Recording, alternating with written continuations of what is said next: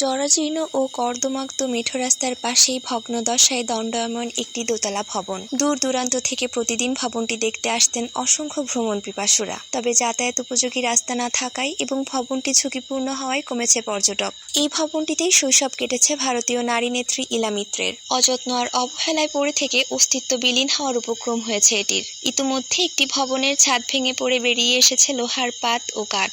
বিভিন্ন দেওয়ালে ধরেছে ফাটল। এখানে রয়েছে 17 শতক জমির ওপর দোতলা এবং একতলা বিশিষ্ট দুটি ভবন, যার রয়েছে একটি প্রধান ফটক এবং 7টি কক্ষ।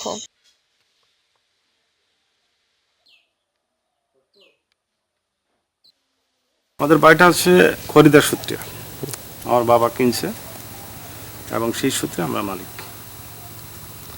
আমাদের দাবি একটাই, সেটা হচ্ছে পুনর্বাসন।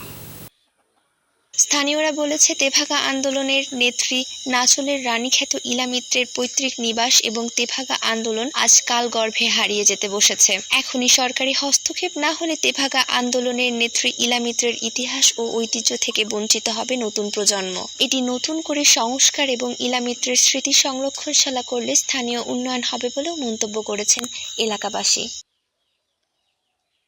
আপনি অনেক দূরিতে আসলে এই জায়গাটা আমরা একটা বাসা ভাড়া দিলে আর কিছু পয়সা ইনকাম হবে, ইনকামের সোর্স হবে আর কি। বা ওই জায়গাটাও তো চারদিক ঘর দৌড় করলে পরে মানুষজন দেখতে আসবে। এই জাদুঘরটা তৈরি হোক, আমাদের এলাকায় মেলা কিছু উপকার হোক, আর এই রাস্তাটা গড়লে পরে আমাদের পক্ষে অনেক উপকার হবে। ইতিহাস বলছে, ইলা মিত্রের পিতা নগেন্দ্রনাথ ছিলেন ব্রিটিশ সরকারের বাংলার অধীনে অ্যাকাউন্টেন্ট জেনারেল। তার পৈতৃক নিবাস ছিল তৎকালীন যশোর জেলার ঝিনাইদহের বাগুটিয়ায়। অর্থাৎ এই বাড়িটিই ছিল ইলা মিত্রের পৈতৃক নিবাস। তবে বাবার চাকরির সুবাদে ইলা মিত্রের জন্ম হয় কলকাতায় 1925 খ্রিস্টাব্দের 18 অক্টোবর। সেখানেই পড়ালেখা করেন তিনি। প্রথমে জন্মের পর তার নাম ছিল ইলা সেন। পরবর্তীতে 1945 সালে কমিউনিস্ট নেতা রামেন্দ্রনাথ মিত্রের সাথে বিয়ে হওয়ার পরে তার নাম হয় ইলা মিত্র। জানা যায় 1299 বঙ্গাব্দে অর্থাৎ 1892 খ্রিস্টাব্দে বাড়িটি নির্মাণ করেন ইলা মিত্রের দাদা রাজমোহন সেন।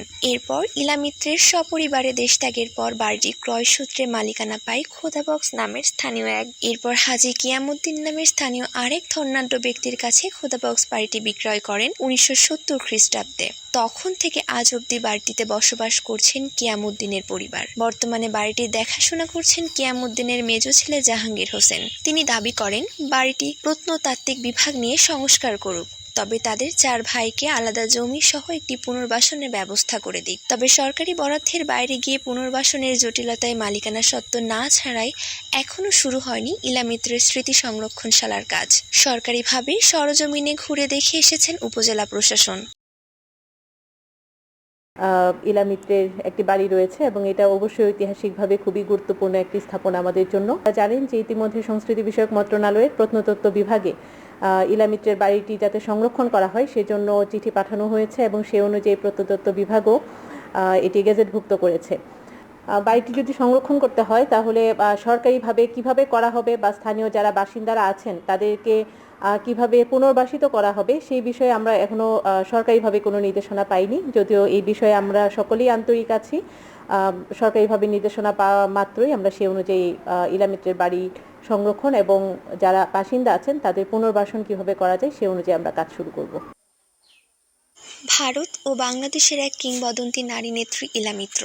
তেভাগা আন্দোলন, নারীর শিক্ষা, কৃষকের অধিকার রক্ষায় নেতৃত্ব দেওয়া, খেলাধুলা সহ নানাবিধ প্রতিভার অধিকারী তিনি।